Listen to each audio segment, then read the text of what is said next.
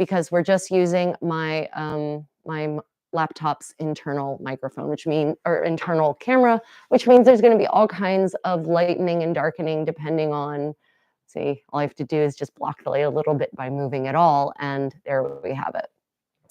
Anyway, if there are sound issues, please let me know in the chat. Unfortunately, there's all kinds of technical issues in this particular space. So if you have any questions as I go through my adventures in Chiang Mai, Thailand, please pop them in the comments. I will see them and I will respond.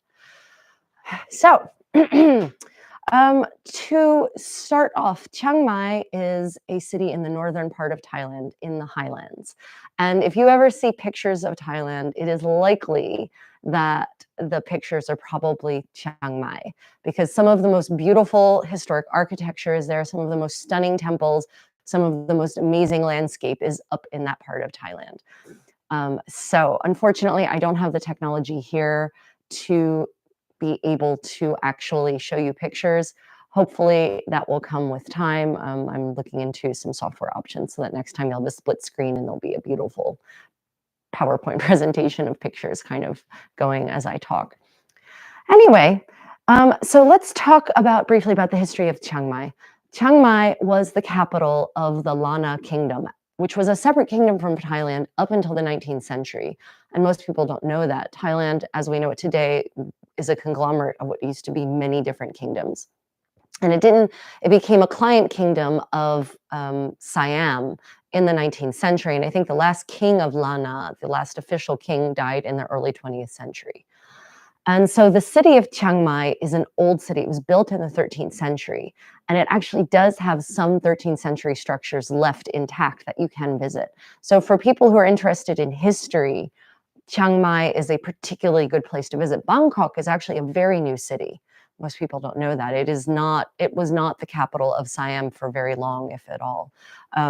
So, you know, there aren't as many or many historic buildings at all there, but Chiang Mai is a historic city built in the 13th century. So for medievalists, it's also very interesting. And so one of the things about Chiang Mai is that it is in the northern part of Thailand. And so let's start about reaching it, getting to Chiang Mai.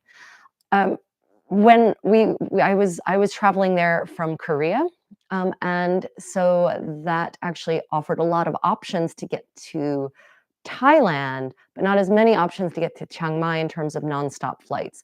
There are a few nonstop flights to Chiang Mai from Korea. There are nonstop flights from many other parts of Asia to Chiang Mai. I don't think there are any nonstop flights from the United States or Europe to Chiang Mai. At least there weren't when I was looking. So for the most part, to get to Chiang Mai by plane, you're going to have to connect in Bangkok. Now, the problem there is that you may have to change airports because the major international airport in Bangkok is a different airport from the one that services many of the domestic Thai flights. So that can be very tricky. So I'm going to warn you, if you're booking flights to Chiang Mai, check to make sure that you don't have a self-transfer, or to make sure that you do have a self-transfer and that you can plan for that. A self-transfer can be very dangerous because it means that you have to collect your bags after you disembark and then check your bags and go through security, go through immigration. Well, maybe go through immigration, maybe not. Depends on how the airport's set up. But you may have to collect your bags and then recheck them. If there's a transfer desk and your airline is at the transfer desk, then you can check them at the transfer desk and, you know, check in for your next flight. But if your flight is leaving from the other Bangkok airport, that means you have to completely exit, go through security, go through immigration, make your way to the other airport and check in. So if you have a self-transfer, please plan for lots of time. And the airlines don't necessarily always offer you an itinerary with sufficient time. They don't know how quickly you move. Maybe if you are restricted in your mobility, then it might take you longer to get through things. Security lines for transfers can be immense and epic and Disney World-like. So if you have a transfer, whether it's a self-transfer or not, make sure you have plenty of time for that. And if you can avoid it, avoid tickets, avoid itineraries with self-transfers. So for Chiang Mai, the airport is not very large. It has a domestic terminal and it has an international terminal, and they are two separate terminals. So it's pretty easy to navigate, so that's good on the getting to and leaving from Chiang Mai. Transportation. So once you get to Chiang Mai, oh, and if you have questions about how to get to any airports, depending on where you are in the world, I may have very well, I fly a lot. I may have flown out of your airport, and so I may be able to give you tips on how to get to said airport. So do let me know in the comments below. For those who are watching from Korea, Korea has a fantastic public transit system. So pretty much from anywhere in Korea, you can get to the international airports. And the two international airports that fly nonstop flights to Chiang Mai or flights with connections to Chiang Mai are Incheon and Busan. You can, if you're in Daegu, you can actually sometimes get flights out of Daegu connecting through China, through Shanghai. So if you're trying to get to an airport that's further away, for instance, Incheon, there are many long-distance coach buses, bus services that run directly from the bus terminal in your city to Incheon for a very reasonable amount of money. It's comfortable, it's convenient, the bags go under the bus, and you don't have to worry about changing trains or any of that nonsense, because unfortunately, there are no more trains that run directly to Incheon. The train service to Incheon Airport, the regular train service, was ended in 2018. I wish they would bring it back, 'cause it used to be so nice to be able to just get on the KTX and head south and go to where you needed to go without messing with the Airport Express and climbing out of the bowels of hell. Anyway, so if you're in Korea, to recap, there's very affordable coach service. If you have a Korean friend, you might need their help in booking a ticket. You can book bus tickets at the bus terminal, and they generally speak enough English that you can get through. If you speak Korean, all the better. But I do recommend on busy holidays especially that you don't rely on being able to get a ticket at the bus terminal. You might want to book your tickets in advance. Bus is the way to go, though, to get to Incheon Airport. Same thing for Busan, for Gimhae Airport. There's a bus that runs directly from Daegu Terminal to Busan, and from many other major cities, there are buses that run directly to Busan Airport, so you don't have to play the transfer game again. Very convenient, very easy. It takes longer than the train because the trains, of course, are super fast here, whereas the highways have traffic. But I feel like it's worth the extra time to not have the hassle of dragging your bags from pillar to post to change trains and possibly missing your connection. Okay, so back to Chiang Mai. When you land in Chiang Mai, you're going to go through immigration. It's easy. They're very friendly. Nothing stressful there. And then you'll be left with the choice of how to get into the city, because the old city is actually very close to the airport. It is what I would consider a walkable distance, like 2 miles, I think. But it's not necessarily walkable in the sense of sidewalks everywhere you need them to be. Also, if you're dragging bags, the sidewalks can be rough, and there's seriously heavy traffic in Thailand. Lots and lots of cars everywhere. So your other options are, you can take a public bus. There are public buses. Of course, the public buses are not coach buses, so you'll have to haul your bags up into the bus, position them, kind of stay with them for the ride, and then drag them down off of the bus. So it depends on how much luggage you have on your travels. We had a lot because we were there for a week, and there were going to be different climates. We were going to be in this, sort of Chiang Mai level, which is warmer, and going up into the highlands, which is colder. And we were doing medieval living history, so we had all of our medieval accoutrements, our armor and our historical clothing and our kit. So we had a lot of stuff with us. So with that in mind, we decided the best thing to do is to take a taxi. Now, for Westerners who are in Western currencies, much of Thailand is exceedingly affordable. The dollar goes very, very far in Thailand, which is not to say you can use dollars. I don't recommend using dollars. You'll probably get ripped off at the exchange rate. But converting your dollars to Thai baht, you're going to get a lot of bang for your buck. So for instance, the taxis from the airport to wherever you need to go in Chiang Mai were basically about 8,000 baht. No, sorry, not 8,000 baht. I apologize. Roughly came to about $8. And By Thai standards, that's pretty expensive actually, and I have to say by Korean standards, it's pretty expensive too, because $8 to go, 2 miles is actually is actually pretty high. But, it was worth it. It was absolutely worth it, and there's actually a booth when you exit security, there is a booth, and they actually, there are not drivers, coordinators who will arrange a taxi for you, your party, however many people you have, and you pay them there, so there's no question of, being ripped off by your taxi, so it's very safe. Now, on the subject of taxis in general, I didn't know when we landed that Thailand has its own Uber app. It's called Grab. I highly recommend you download the Grab app onto your phone. It works very well in English. It's much more user-friendly actually than the Kakao Taxi app is in Korea. The Go app will save you so much because you enter a payment form and then you can use credit cards for all taxi rides and you can be picked up and dropped off exactly where you need to be, and there is no chance for being scammed or miscommunication. So, first travel tip, get the Grab app. And you can also use Grab for food delivery, although we didn't do that. But highly recommend the Grab app. It's free, it's secure.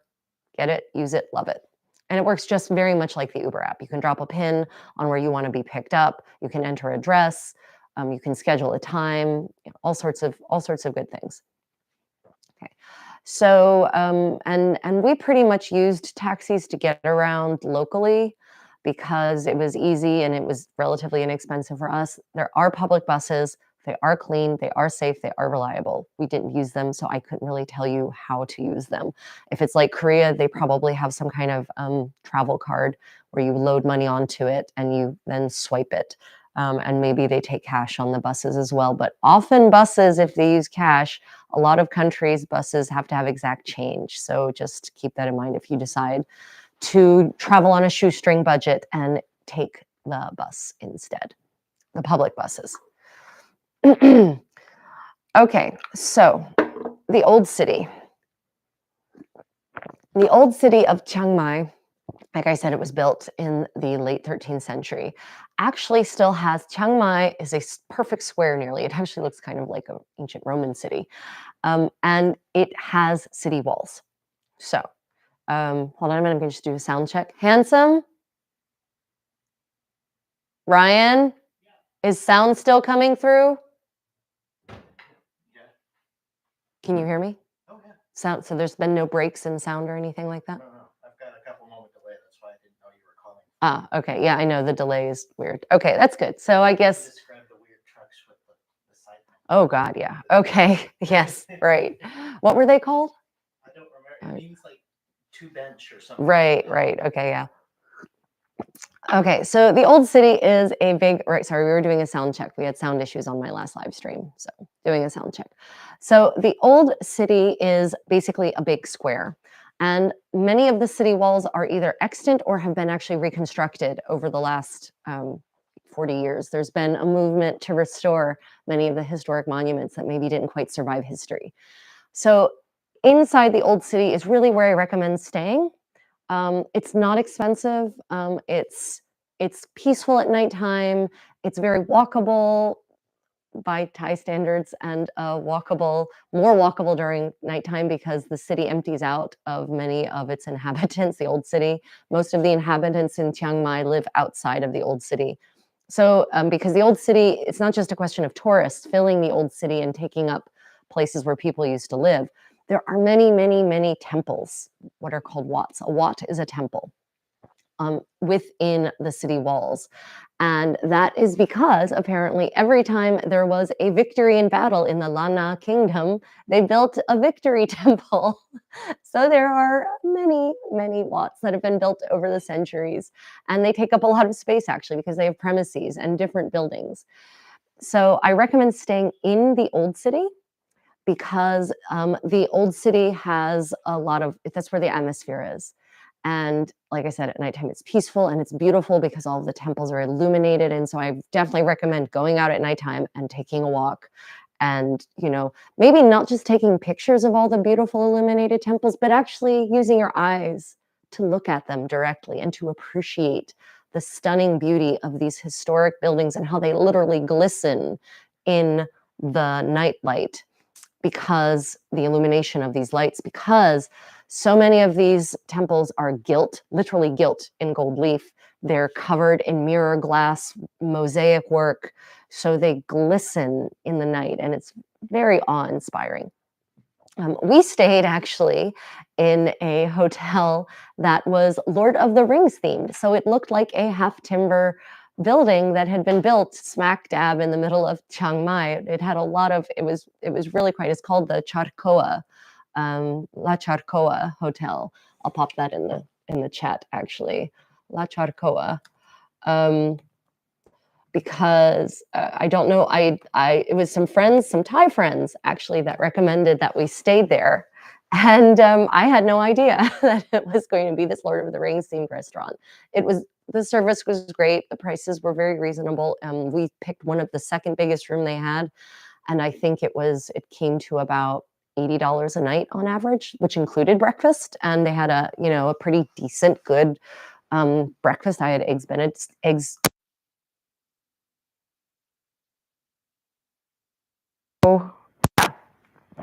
but there are plenty of hostels, and we actually encountered many fellow travelers who were staying at these hostels. So there are many hostels, and there are many other kinds of hotels. There's the, giant hotels as well, although they're not actually, I don't think they're inside the city walls. I think those are just outside the city walls. So inside the city walls, you have smaller, more boutique hotel experiences. Outside, you have more, the Westin, the Hilton, that sort of thing, the Conrad. We really enjoyed La Charcoa and would happily stay there again. There were also some other really nice, more traditional Thai style hotels that looked very interesting, that we might also try as well. So remember, if you're viewing, please do put any questions you have in the comments. And if you're enjoying this, please do hit that thumbs up button. It helps with the algorithm.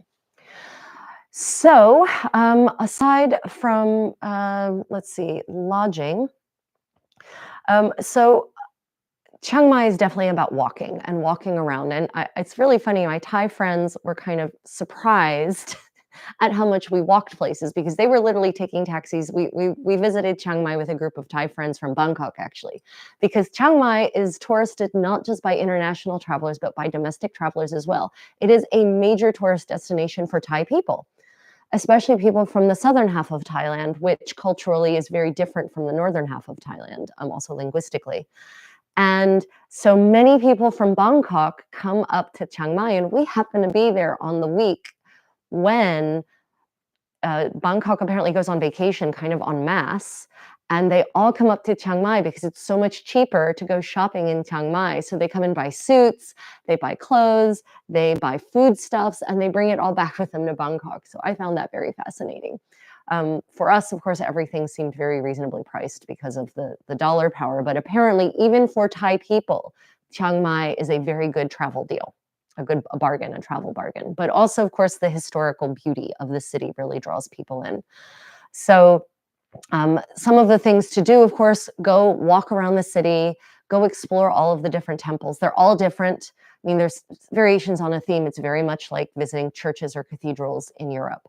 There's similar ideas, similar architectural motifs, but the devil is in the details. I say heretically. The details are where it really varies. So some temples are much more overblown is too judgmental a term, but very bombastically decorated and, very more recently decorated. And then others definitely are more in line with the tenets of Buddhism as being a simpler, humbler structure. And we actually found one such temple that was basically bare teak wood for the most part.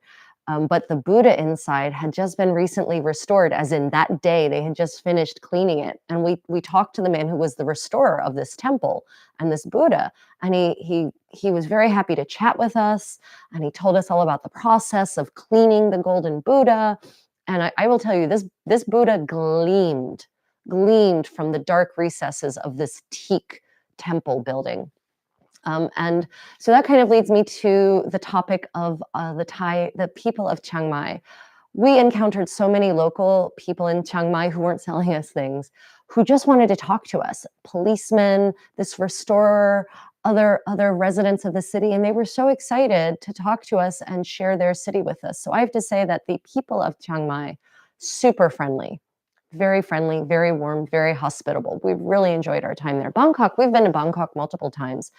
And Bangkok is a quintessential big city, right? That it has that big city feel. There's also the big city anonymity. But Chiang Mai is like, even though it's the second largest city in Thailand, it has a small town feel to it. And so I would happily go back to Chiang Mai. Um, so when you go into a Wat, please keep in mind, be respectful of the inner. You can absolutely go into the sanctuaries. They are perfectly happy for people to go in and appreciate the beauty of their spiritual buildings. But please be respectful of the space. Keep your voice down. Take your shoes off. Thailand is a shoes off culture, shoes off inside culture. So take your shoes off to leave all that street dirt at the door. And of course, women and men are expected actually to cover themselves in certain ways. So there'll be signs that will show you what you should cover. So for ladies, I really do recommend, especially if you like to wear tank tops in hot and humid climates, bring a shawl that you can wrap around your shoulders and maybe a wrap skirt so that you should have basically to your knees should be covered. So bring a wrap skirt then maybe that you can wrap around yourself if you don't want to wear it all the time.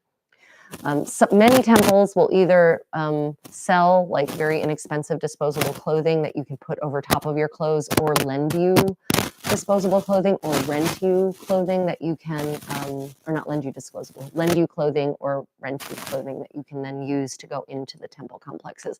So it's just like many cathedrals in Italy where you're not allowed to go in dressed like you're ready to go to sunbathe on the beach. So please do just be respectful of these spaces. They do want you to appreciate them, and they're certainly happy for donations to help with the upkeep of these temple structures. And I do, if you have spare funds, even just some spare change, I do recommend just leaving a little money in the donation box, because these temples do require a lot of money to upkeep. Yeah. But absolutely, one of the most enjoyable things about Chiang Mai is just going and exploring these spaces and sitting maybe in the courtyard and just appreciating the beauty around you, listening to the birds sing, looking at the Thai temple kitties. Every temple has some kitties meandering about. You just appreciate the beauty. Yeah, Chiang Mai is a very peaceful place. And even if the streets can be there are some streets that are very, very busy during the day, but they empty out at nighttime. But if you go into these temple complexes, it's almost mystically magical that the sound stops. So I do, if you want some peace and quiet in Chiang Mai, just find a nice Wat, temple complexes, and go in and enjoy. Oh, what kind of foods did we eat? Yeah. So food in Thailand is amazing. And just like the United States or, other countries, Spain, Italy, Germany, it's very regional. So we were in the northern part of Thailand, and they have a very special local dish called khao soi. And khao soi is this amazing coconut curry soup, noodle soup dish. And it's got, the base is basically coconut milk with a kind of curry paste mixed into it. And then you have beef and you have vegetables and you have noodles, and it's prepared super fresh right there on the spot. They toss those ingredients together so it's not stewed or simmered for very long at all. Noodles are cooked separately. And so they assemble it in the bowl right there for you. And it's the smell, and it's got fresh lime juice squeezed on top. And the smells just fill your senses, right? It's a very lush, delicious dish. And there is khao soi, sort of modernized khao soi, but we were there with some Thai friends who actually know the area. And one of my friends is actually a professional buyer, and she was up to Chiang Mai to buy things. And so she took us to a traditional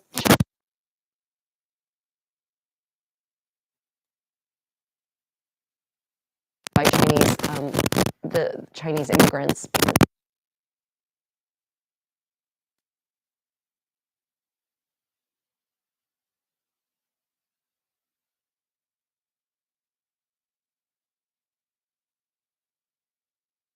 Some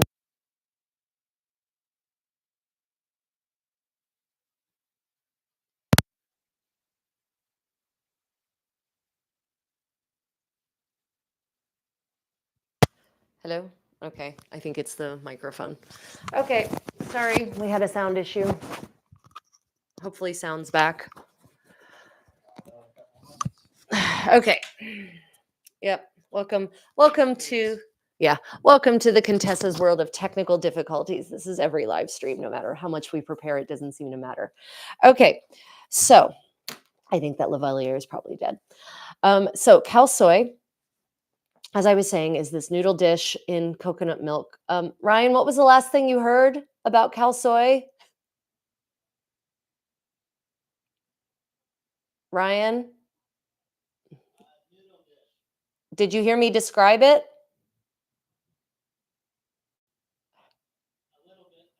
Okay, so khao soi, sorry about that sound issue, everyone. Khao soi is a noodle, basically, it's a noodle soup dish, coconut milk base, curry paste inside of it, fresh everything put in, vegetables, noodles, beef, lime juices squeezed on top. And it creates this really delicious, heady kind of noodle soup. But because khao soi actually originally comes from China, um, like hundreds of years ago, Chinese traders settled in in Lana, and there is still to this day a Chinatown in Chiang Mai. And so we were traveling with Thai friends who actually know the region, and our friends brought us to one of the original khao soi restaurants in Chiang Mai that's still serving it the original way, not the way that's kind of been Thailandized. um, Thai-sized. And so we actually got to go to little Chinatown, which is not a tourist, unlike Chinatown in, LA or San Francisco or New York, it is not a tourist destination. And it has a very authentic feel. And we went to a restaurant where we doubted the structural integrity of the building. And it was a bunch just local people, no English being spoken. We were the only Westerners there, my husband and I. And we ordered the original khao soi, and it was amazing. It really was. It was delicious. Khao soi is medium spicy. It does not have Thai bird chili peppers in it. um, and at the table, they always provide pepper. Yeah, I see that. Thank you.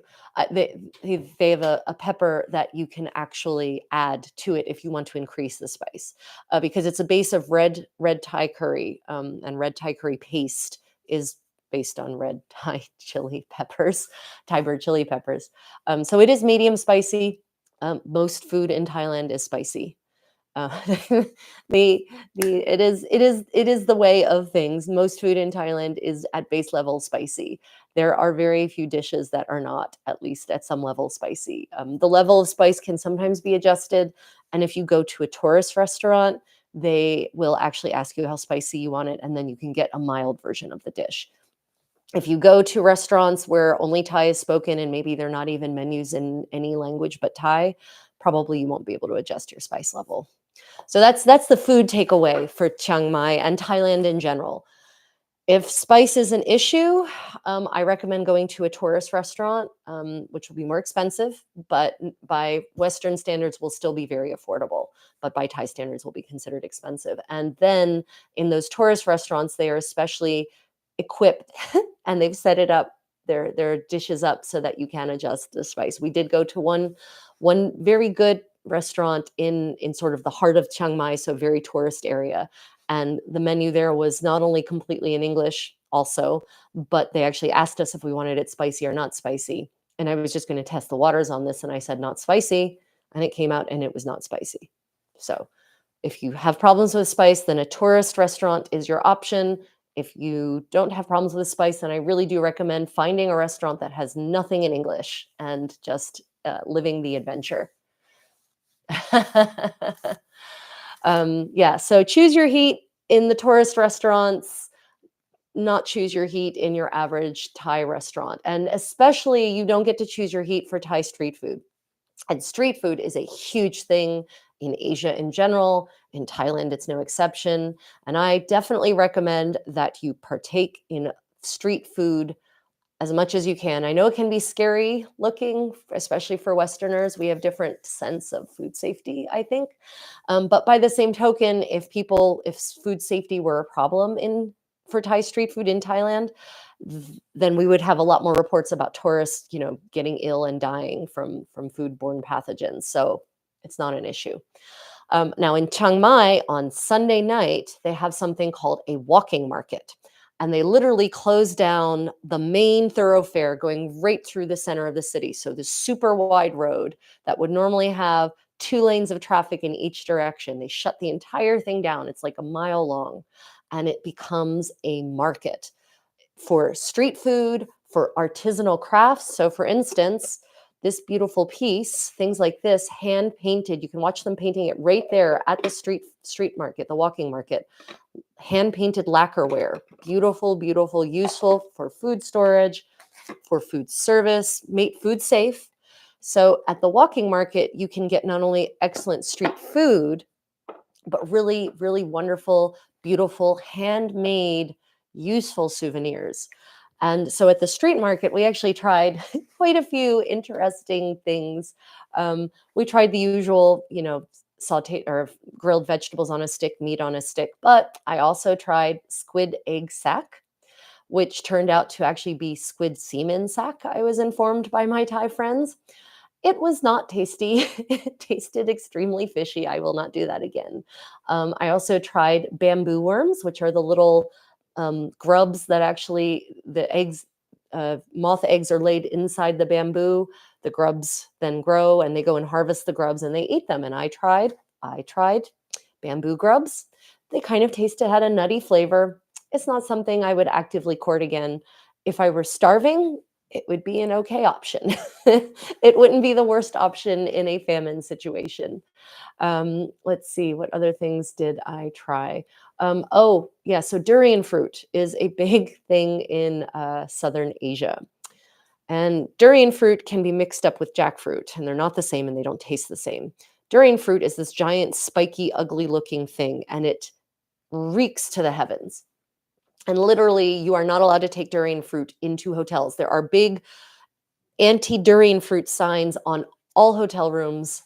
And no, live food. Oh, right. The question is live food. Sorry, I'll get back to durian fruit in a minute. So live food, no. The grubs, no. The squid egg sack was grilled, and the bamboo grubs were not. They were toasted, I think. I think they were toasted. So it was not live food. I have not eaten live food. In Korea, you can eat live squid. Live octopus, which I would never do because octopi are actually sentient creatures and should be treated with respect. But yeah, in Korea, you can actually eat live octopus tentacles. They are still moving. It is disturbing. In Chiang Mai, I did not see any live food on being offered or being served. So let's see, durian fruit. Yes, durian fruit is this very stinky, stinky fruit that all my Thai friends say if you can get past the smell, it tastes delicious. But most of my Thai friends also don't like durian fruit. And you are not allowed to bring it into hotels and to your room. And if they find out that you've brought durian fruit into your room, you will actually be fined. The hotel will charge you for it because the smell is so malodorous that it will just stink up the room and they'll have to do like a deep cleaning on it. It can be that bad. So yeah, I definitely recommend the walking market, the walking night market it's on Sunday evenings, every Sunday in Chiang Mai. There's live music. There was a band of elderly gentlemen playing traditional Lana instruments. There were, lots of artisans. There were silversmiths and the lacquerware painters and leather workers and embroiderers and craftsmen all working on their items at their booths. So you could actually see them making their craft. So you knew it wasn't, some made in, I don't know what the China for Thailand is, but it wasn't a cheap item made in a factory and then brought in. So you can actually get real handcrafts at the walking market in Chiang Mai, which, is a rare thing. But unlike handcraft markets in Europe, which are very expensive and rightfully so because, we have a higher cost of living in the US.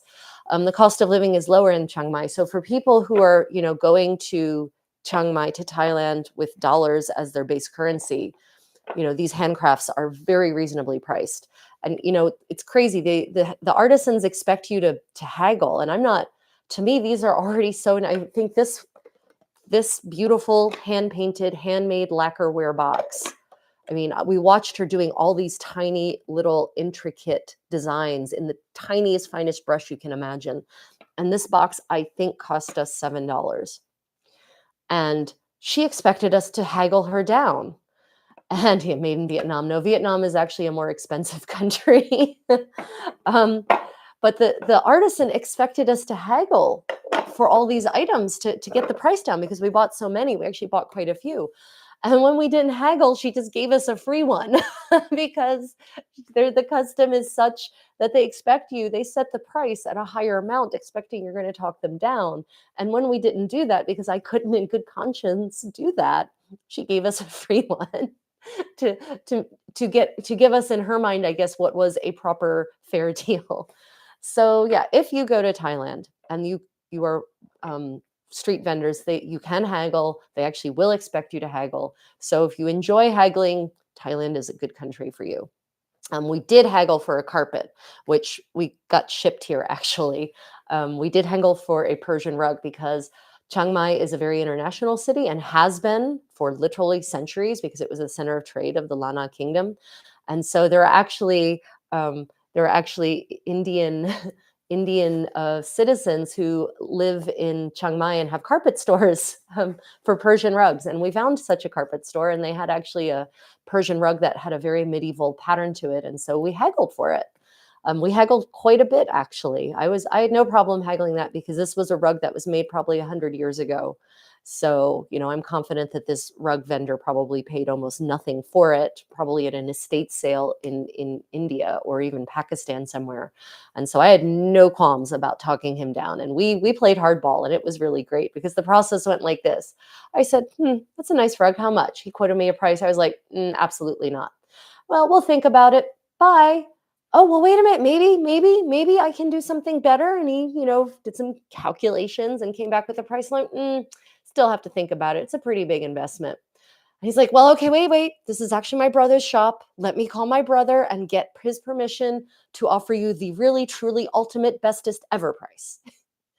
And he talked to his brother, and, basically we got the carpets price down by 50% by the end of it. And I was willing to pay because I know how much these these Persian rugs cost, how much they're worth. And so I was happy to pay that. But, if you are a haggler, Chiang Mai is the place for you. Yeah. Desserts. So traditional Thai desserts are traditionally made with coconut milk and coconut sugar, and an unrefined form of coconut sugar. So there's actually nutrients in their desserts because coconut milk is very nutrient rich, both macro and micronutrients, so vitamins, but also good healthy fats. No sugar because coconut milk has no sugar at all. It's just basically fat and maybe a little bit of protein. And then the coconut nectar that is used to make coconut sugar actually is very micronutrient rich. It's sort of like the way molasses is very rich in vitamins because all the vitamins from the sugar cane end up in the molasses. But in the case of coconut sugar, they don't refine it. So the vitamins are left in the coconut sugar. So you actually get potassium and iron and various kinds of vitamin B. And so traditional Thai desserts are actually not nearly as unhealthy for you and might even to a certain degree be healthy for you compared to Western desserts. One of the traditional Thai desserts, very famous Thai dessert, and you can definitely get it in Chiang Mai, is pineapple sticky rice. And so you have this, or mango, excuse me, not pineapple sticky rice, sorry, mango sticky rice. So we actually went to a Thai cooking class on an organic farm just outside of Chiang Mai. And we actually learned to make mango sticky rice amongst other things. And there's a very special way to make jasmine rice sticky. It's a very complicated process, actually. And then that is actually dressed in a mixture of coconut milk and coconut nectar, but just lightly, not too much. It's mixed a little bit mixed in with the rice. And then they slice up a mango. And so you have fresh mango, not sweetened or anything, just nice and ripe. And then this beautiful little pile of lightly sweetened sticky rice. And you eat those together. And it is absolutely delicious. I can highly recommend it. If you go to Chiang Mai, you must have mango sticky rice. Let me see. You mentioned your Thai friend. Were you all with an interpreter or on your own? Both. Not with an interpreter. We were very often, most of the time, we were on our own. So communication. Yeah, communication in Thailand.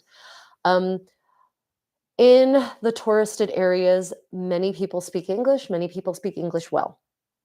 But also, some people don't. However, we never had a problem communicating what we needed to communicate because actually there are very good translation apps now. So you can use Google Translate, and Papagai, I think, is another translation app. But many signs were in Thai and English, especially in the touristed areas. And especially at restaurants and museums and hotels, especially hotels. No communication issues at all at hotels. Taxi drivers even often speak enough English to communicate with you because tourism is their business and English is the lingua franca of the tourist world right now. That's what it'll be in 50 years, maybe Mandarin or Russian, God forbid. So yeah, communication was not a problem at all.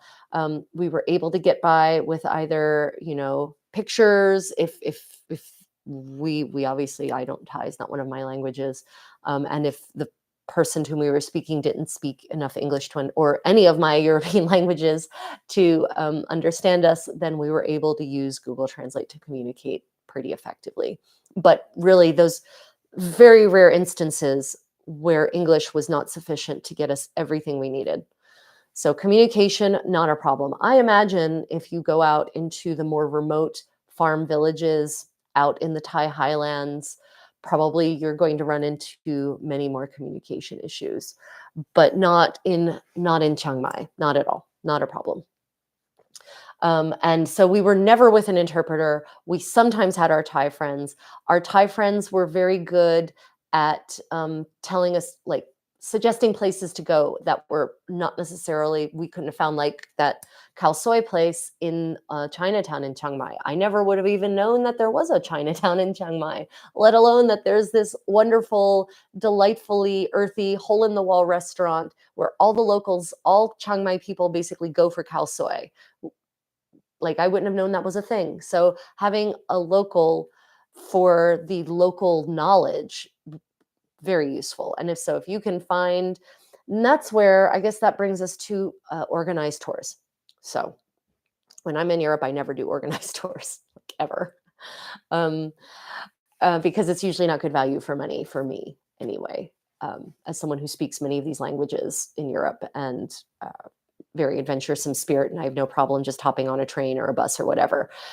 But in Chiang Mai, I do actually recommend organized tours to get out into the highlands, because Chiang Mai is kind of the lowlands of the highlands, I guess I would call it. It's in a valley, probably a glacial valley, actually. Maybe just a river valley though. But anyway, many of the most beautiful, iconic scenery of Thailand that you see in all the tour ties and posters, the beautiful terraced emerald green fields sort of nestled in a mountain valley. Those are all outside of Chiang Mai, up in the highlands, and it is not easy to reach them on your own. There is not really good public transportation out into that area. There are no trains. In fact, the Thai train system is antique, literally. My Thai friends were telling me that they use Thai trains when they're doing period films set in World War II. They use their trains as a backdrop because they're vintage.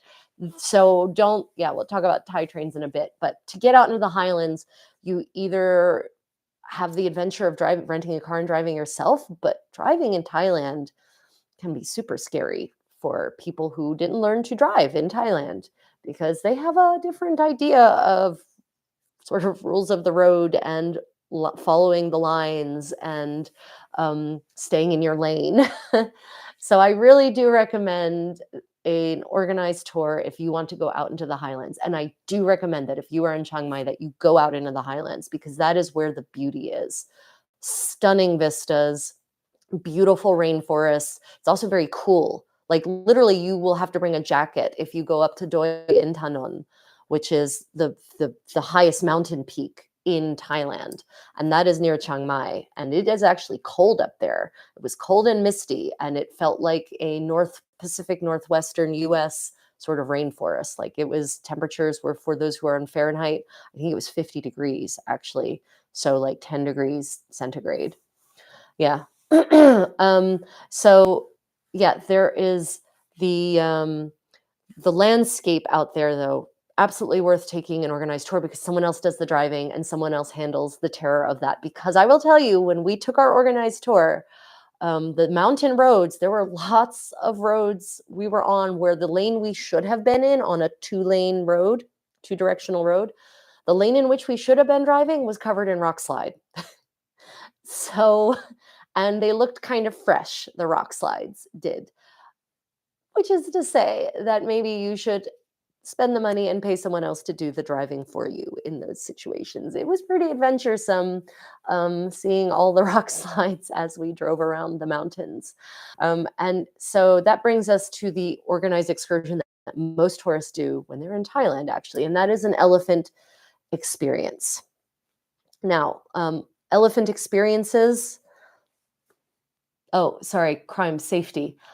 Safety, yes. The question was, did we feel safe? We absolutely, I'll get back to the elephant sanctuaries in a minute. We absolutely felt safe. Chiang Mai is a very safe city.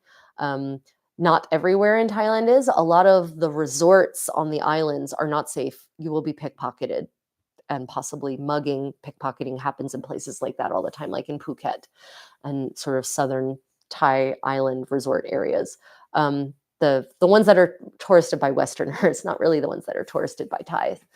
But Chiang Mai itself, very safe, low violent crime, almost, pretty fairly non-existent, and tourist crime non-existent. Now, does that mean you should, hang a wad of cash out of your pocket? Probably not.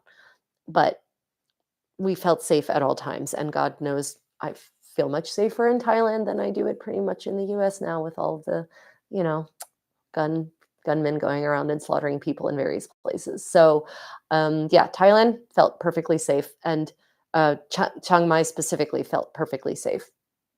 Not tourists are not a crime magnet as such, at least not in Chiang Mai, and certainly not for violent crime.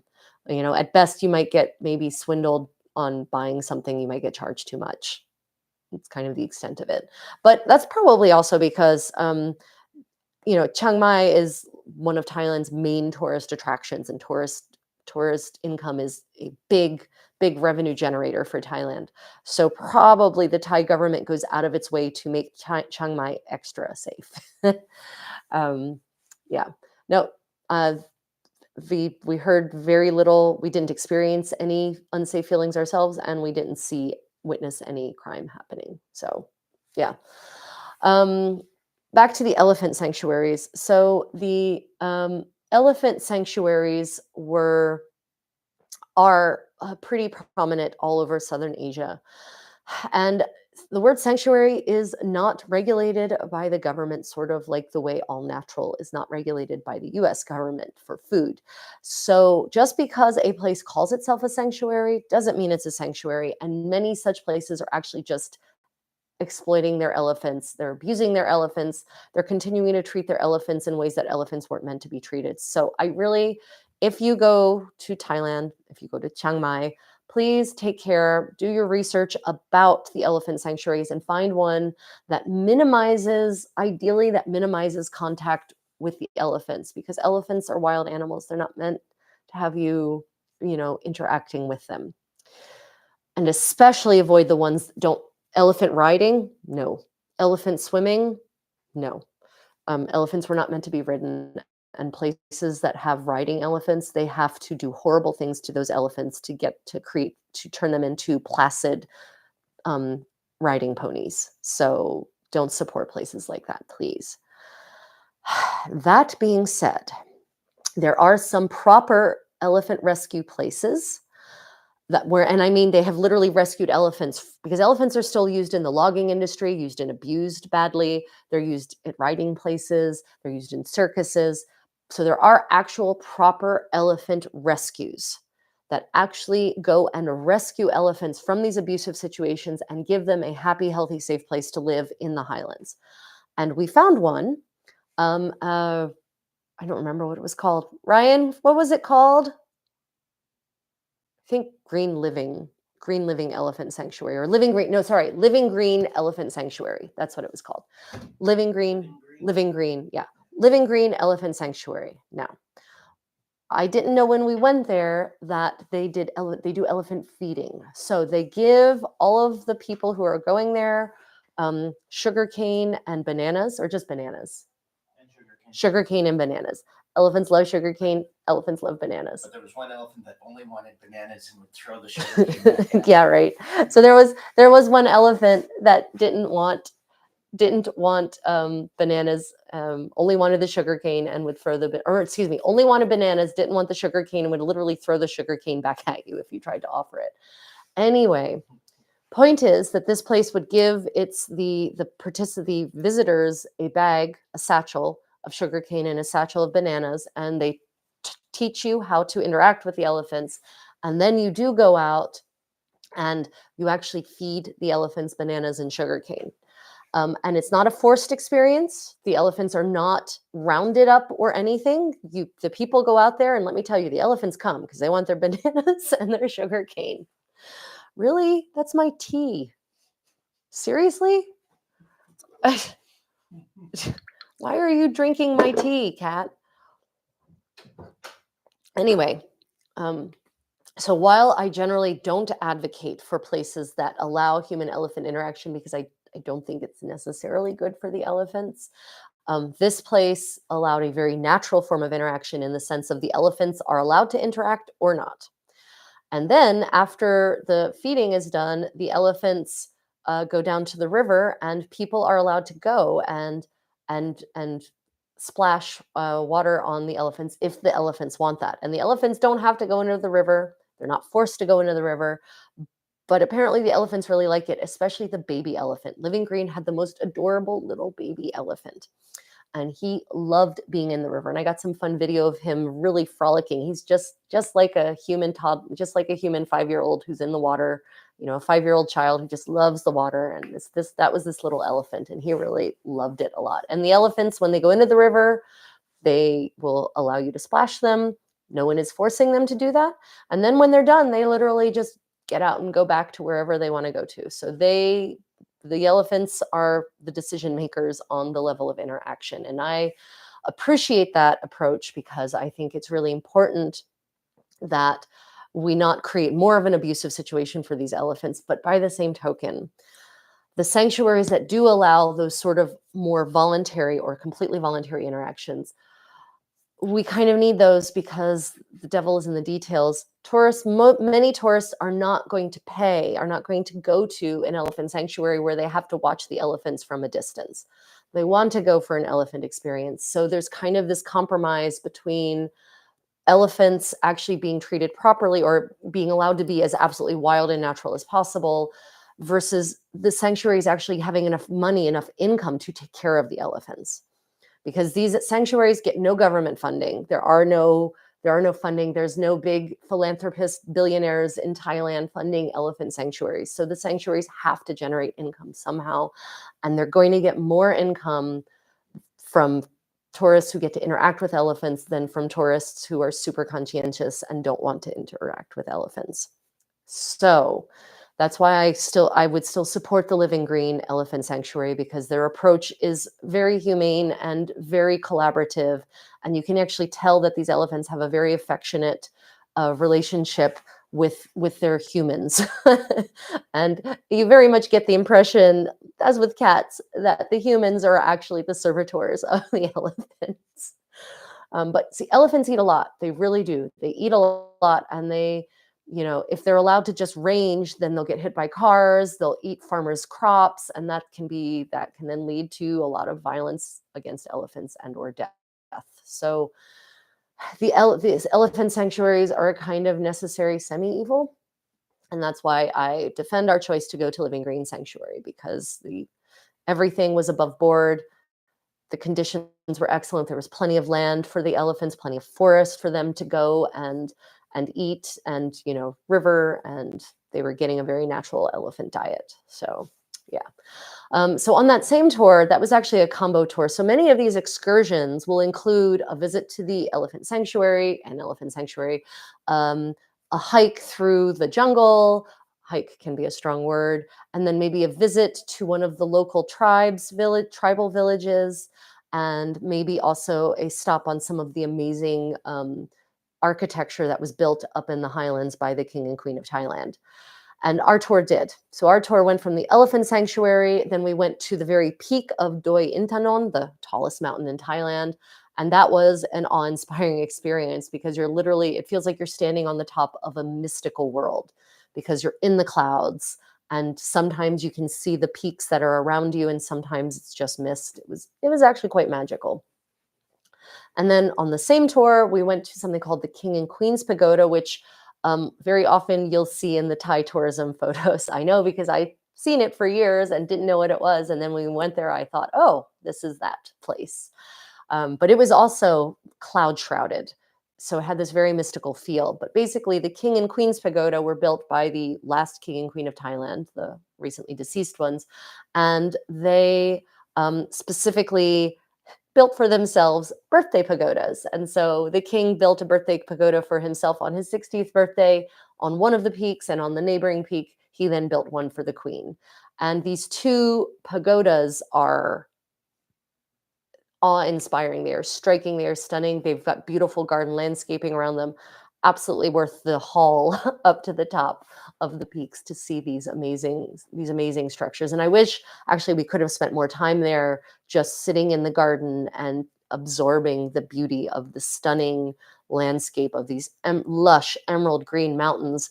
And then right below it, there's probably 1,000, 2,000 feet below is this 900 meters below is this amazing valley, which is also completely verdant, but not many roads through it. And so you can actually feel like you're stepping back in time, even though these pagodas actually are probably only 30 or 40 years old. But they are striking and absolutely worth the visit. So if you can get on a tour that includes an elephant sanctuary and the King and Queen's Pagoda, I really do recommend it. Absolutely. For those who get car sick, though, these mountain excursions will not be good for you. So I recommend taking precautions, whatever. If you have Dramamine, if you have some other medicine that helps you with motion sickness, definitely a recommendation, because the roads going through these mountains are like the Le Mans race, right? It's pretty intense. So after we went to the King and Queen's Pagoda, we then went somewhere else.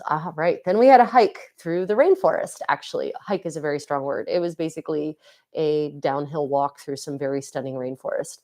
But the end goal, the destination of this hike was a village of one of the local Lana tribes, the Karen people.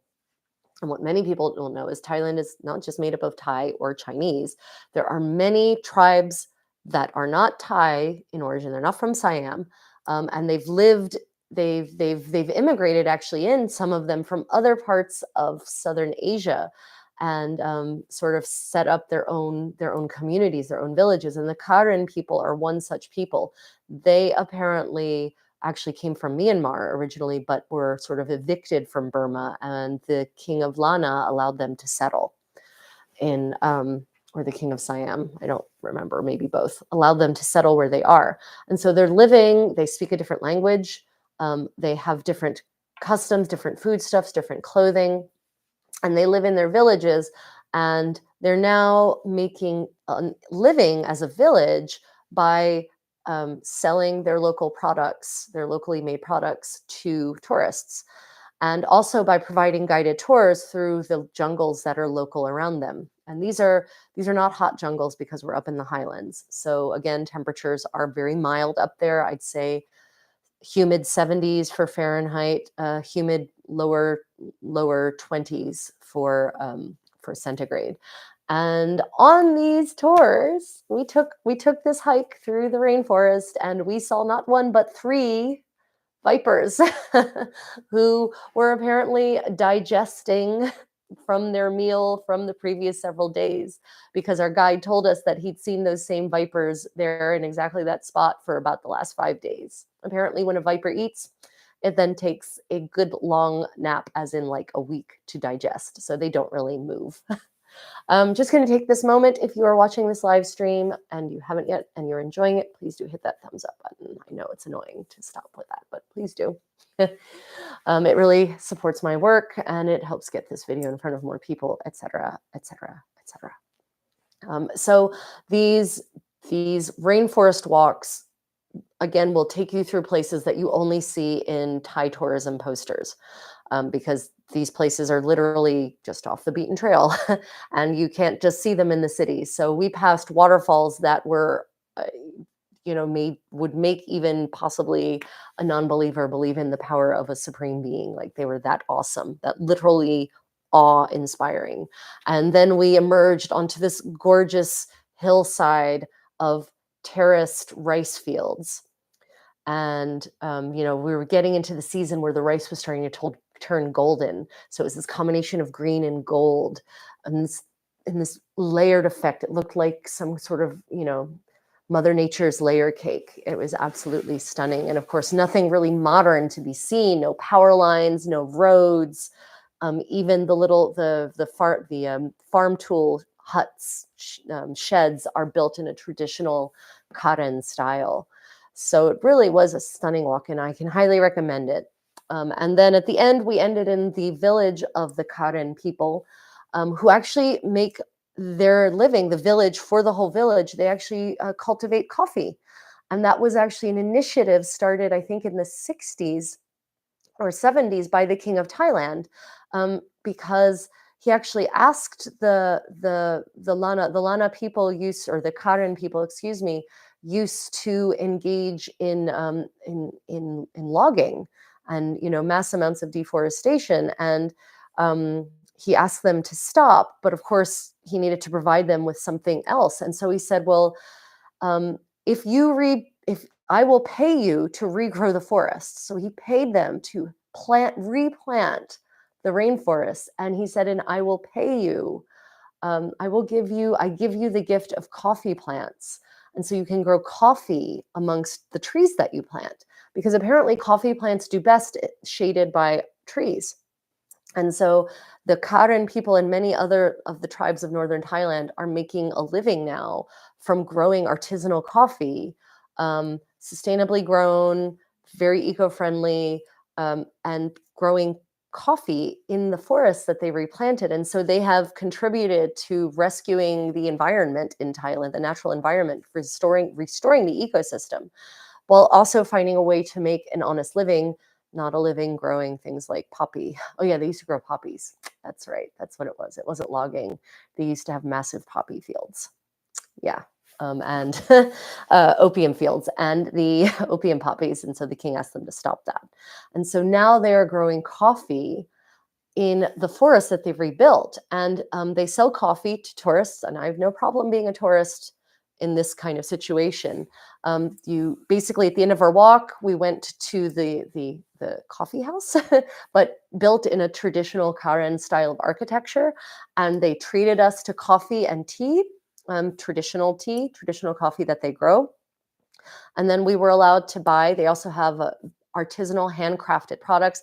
They've hand woven, I bought a bunch of hand woven blankets, really beautiful, beautiful blankets, and coffee sold at what is for them a fair price, rather than the sort of cutthroat price that leaves the coffee grower with no profit at all. And that's how they make their living now. So I can really recommend an organized tour if you're in Chiang Mai. I don't usually do them, but I recommend it. We were able to see a lot of different things in a day without having to worry about how to get there, what to see, what to do, right? So that was all that research was done for us. And they picked us up straight from our hotel, and they would have dropped us off back at our hotel, but we were so car sick that we just asked them to drop us off once they reached the gates of the city. Like, we can walk.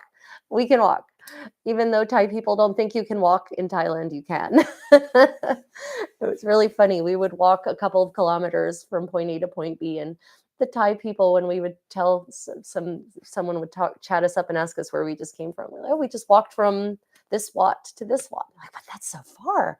Why didn't you take a tuk-tuk? Like, because it's just 2 kilometers. But apparently walking is not a thing people in Chiang Mai do. Yeah. So let's see. Another experience you should have if you're in Chiang Mai um, is something called kantoke. And kantoke is basically a Thai luau. So what happened is a wealthy businessman from Thailand went to Hawaii and attended a luau. And a luau, if you don't know, is basically it's a tourist thing. It's a combination of traditional dance and traditional food, and it's kind of a performance and a spectacle put on for tourists. And this gentleman said, "Well, Thailand has traditional foods and Thailand has traditional forms of dance. I can create my own Thai luau." And so he literally invented kantoke. And basically, a it's a restaurant, but it's a massive restaurant built in this beautiful, traditional, lush royal style. And they serve you platters of traditional food. It's like a feast, traditional Thai food from different parts of Thailand. And then they present this sort of 2-hour dance spectacle with dance from different parts of Thailand. And so it's a must do. Even for Thai people, it's a must do, especially for the people who come up from Bangkok, because apparently you don't do kantoke really. Apparently, it's not something that's done in southern Thailand. It's only done in Chiang Mai, because it was a Chiang Mai businessman who established this as a form of entertainment for tourists. And so I did get some video of that. It was very interesting. The levels of dance performance were varied from for very professional all the way down to very amateur, but it actually kind of lent an era of authenticity to the experience, rather than it just being super perfect dancers who never make a mistake. Sometimes they would drop a prop, sometimes you would see someone miss a step, and it just made it feel more real, even though it is a very artificial construct. But yeah, kantoke, you get to try all kinds of different foods, and you sit at traditional tables, and they interact. Some of the dancers, the costume dancers, interact with you. And there's even an example of traditional Thai ballet is performed towards the end. And thankfully, sorry, my hair is tickling my nose. We were there with our Thai friends from Bangkok, and one of them actually has learned what he calls the language of traditional Thai ballet, because there's all these very stylized gestures and motions that have meaning, that actually are actually conversational. And so he was actually able to help us interpret the traditional Thai ballet scene that they put on for us, which was depicting a legend from Thai mythology, a foundational myth from Thai mythology. So yeah, if you go to Chiang Mai, kantoke is a must. Again, for people who are coming from dollars or pounds or euros, even possibly from won, it will probably seem like a pretty reasonable price. It will not be terribly expensive. For Thai people, it's definitely probably more expensive, special, very, very expensive experience, sort of exorbitant, maybe even. But for us, it was very, very reasonably priced. And we took a taxi because the Kantoke restaurant is well outside of Chiang Mai, of the old city where we were staying. Yeah, so let me see. We already talked about safety, jungle walk. I think we may have gotten through all of the items. Oh no, one last one, massage, Thai massage. So in Chiang Mai, and all over Thailand, there are many massage parlors, many massage locations, and Thai people definitely get massages. Also, it's not just for tourists. Massage is a Thai way of life. There were at every street market we went to, there were very improvised, very extemporized foot massage uh, areas where they literally set up some beach reclining chairs, like 30 or 40 of them, and they had 30 or 40 masseuses just sitting there waiting to give a foot massage. So foot reflexology is a very big thing there. And I can definitely recommend going to a street market, sitting in one of those dubious looking folding chairs and having someone massage your feet, because it will be a heavenly experience. But there are also Pup getting sleepy. Oh, okay. Well, thank you for watching, big guy and petite maman. I'm almost done anyway. If you're just joining and you haven't yet, please do hit that thumbs up if you're enjoying or you want to support my work. Anyway, Thai massage places. So there's massage places, and mostly they do in the street markets, they're going to do foot massage. And all the street markets had them. And it's definitely an experience I recommend because it is a very authentic Thai experience. And you're going to sit there with 30 other strangers, many of whom will be Thai, and many of whom will be Bangkokian.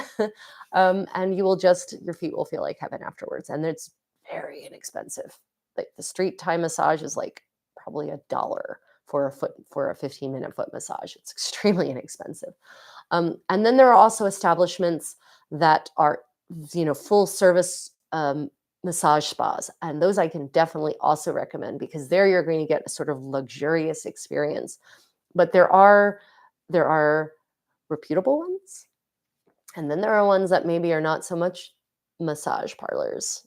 They provide additional services. And so make sure if you find a massage parlor that it is a legitimate massage parlor and not a euphemism for brothel. There are several massage chains in Thailand that actually employ former female, ex-female convicts. So they give women who were in prison a chance at a new life and a legitimate, honest, good work, good earning career. And so I can definitely recommend one of those establishments. In Chiang Mai, there's one that has several branches. What was it called, Ryan? I forget what it was called. Leela. I think it was Leela Massage. Damn it. Should have written that down when we actually wrote up a list of things to cover today to make sure I stayed on track. And we did.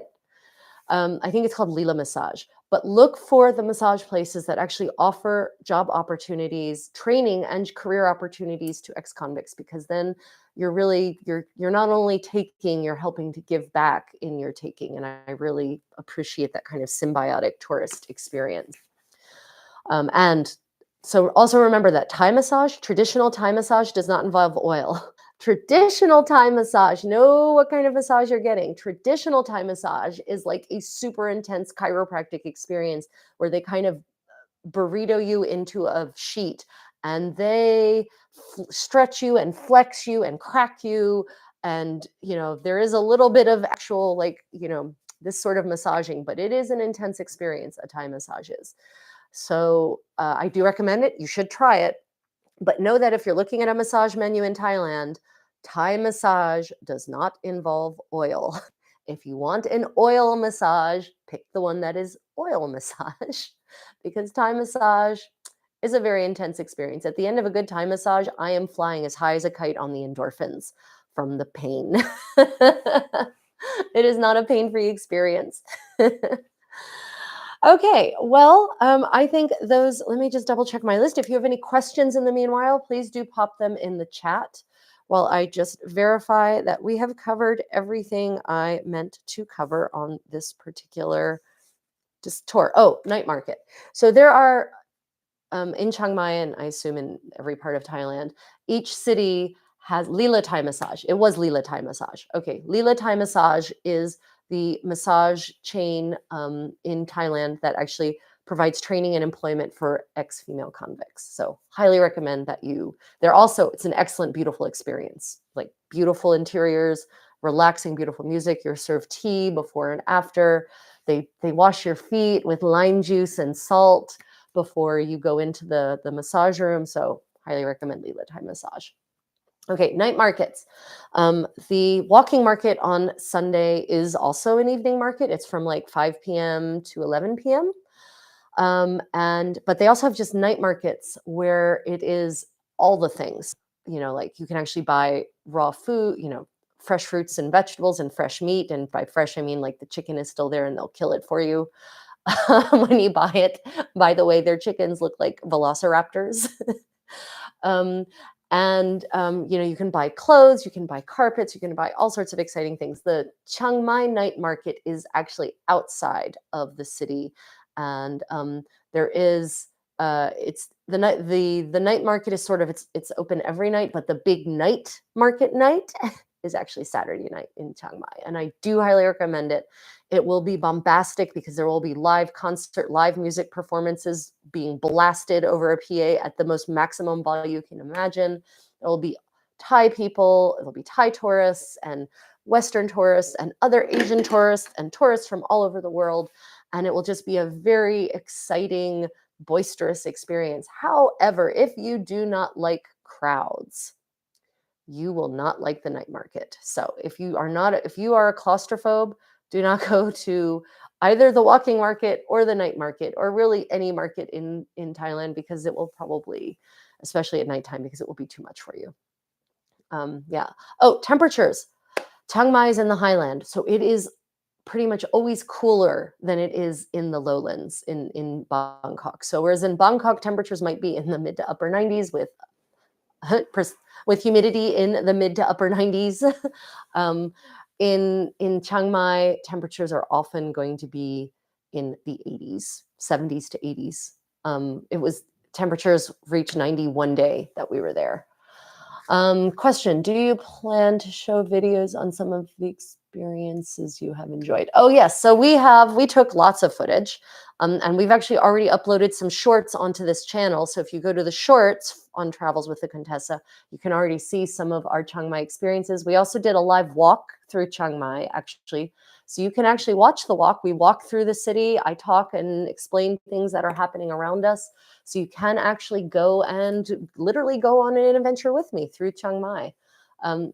Maybe Ryan, you can find that link and post it in the chat. Yeah, I should have thought to have that link copied. Yeah, we are going to be doing some formal, proper travel vlogs. Hopefully we'll be getting to processing that footage soon. The problem is that a good travel vlog, for every minute of finished footage you see, it's like 8 hours of editing. So maybe that give you an appreciation for the amount of work that goes into these videos. Yeah, one last thing about Chiang Mai kickboxing, Muay Thai. If you are interested in martial arts, then definitely go to Chiang Mai, and they actually do have Muay Thai gyms that you can go and participate. You can join for a day. You can go and get training for a day. You can do training for a week. You know, they're there. It is the national sport, national martial art of Thailand, as far as I understand. So if you are interested in martial arts, Chiang Mai also has something for you. Muay Thai, definitely recommend it. Okay, any other questions? Yeah, the walking tour. Yes, Ryan says that is the walking tour. Yeah, Ryan, could you post the link for the walking tour?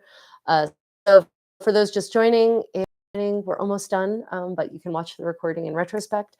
Please do hit that thumbs up button. And if you would like to support my work, please do subscribe to the channel, and you'll see other updates. I do all kinds of travel content, not just these travel vlogs and these Q&As, but also flight reviews, hotel reviews, and travel tips. So to recap, travel tip. Thailand is a great place for people on a tight budget if you earn dollars or other Western currencies, because your currency will go very far.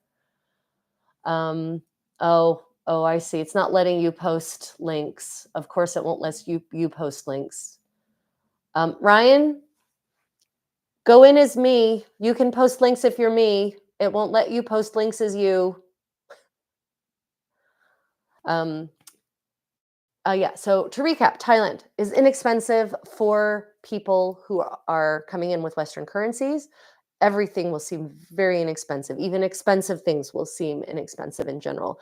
For example, in Bangkok, you can stay in a 5-star Park Hyatt for about $200 to $300 a night, which would cost you about $1,300 to $1,500 a night in New York City. So already there, you can see the difference that your dollar will get you. There we go. Yeah. Okay. So that should be the baby elephant video and if you look in the chat, we're posting the link for the cute baby elephant short. The baby elephant was really super adorable. And hopefully we'll get the link in for the walking tour. So your money will go far. I recommend trying weird street food. It will be disgusting, or it will be delicious, or it will be neutral, but at least try it. Do buy things from local artisans, local handmade items from artisans for your tourists, and things that are useful, rather than, tchotchke that might just collect dust. Not that that's judgmental at all. Stay in the inner city, in the old city in Chiang Mai is my recommendation. Take at least one organized tour. Oh, cooking classes. Right, cooking classes. That's another thing I highly recommend. If you are in Thailand, there are plenty of places offering cooking classes. In Chiang Mai, there is an organic farm that actually offers cooking classes. They grow their own ingredients right there, and you go and you tour the growing patches, the vegetable patches, and they actually harvest the ingredients you will need for your cooking class right there. And they collect eggs from their chicken houses right there with you. And so it's a really great experience to go out onto this organic farm, which is beautiful, by the way. Absolutely stunning architecture and beautiful premises. And then learn to cook traditional Thai dishes there with these ingredients from this organic farm that you've harvested right there. So I definitely recommend a traditional Thai cooking experience if you're in Chiang Mai. You can book those actually on Airbnb. So if you look up Thai cooking experience in Chiang Mai, I think it will bring up, and look for the one that is the organic farm. I'm sorry we didn't write down what the organic farm name was, so that is my fault. Yeah, cooking experience, definitely recommend. And go hungry.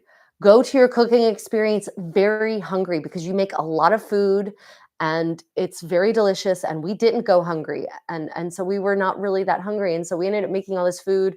And of course, because we're in a hotel, what are our options really for leftovers? We ended up having to throw most of it away. You make a lot of food, you get a lot of bang for your buck from a traditional Thai cooking experience in Chiang Mai. Okay, otherwise, last questions, everyone, before we go our separate ways for the day. And if you're watching this as a recording, please do leave a thumbs up. And if you are watching this live now, once for this video post, please take the time to go and leave a comment under the video recording, because that also helps boost engagement. Thank you for watching, big guy. I love you. That's my stepfather. My parents are still supporting my work after all these years. Love you guys. And I hope to see any of you viewers later on. May your travels be creative and safe. Until the next time, guys. Have a lovely weekend. Bye. Just have some more tea. Give the last couple of questions a chance to come in. Tea. The tea epilogue.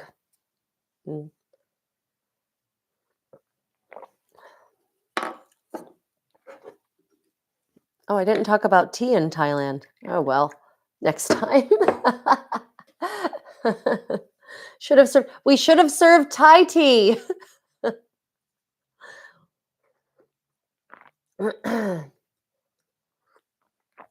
Bye, petite maman. Love you. The blue tea, yeah. Okay, bye, everyone.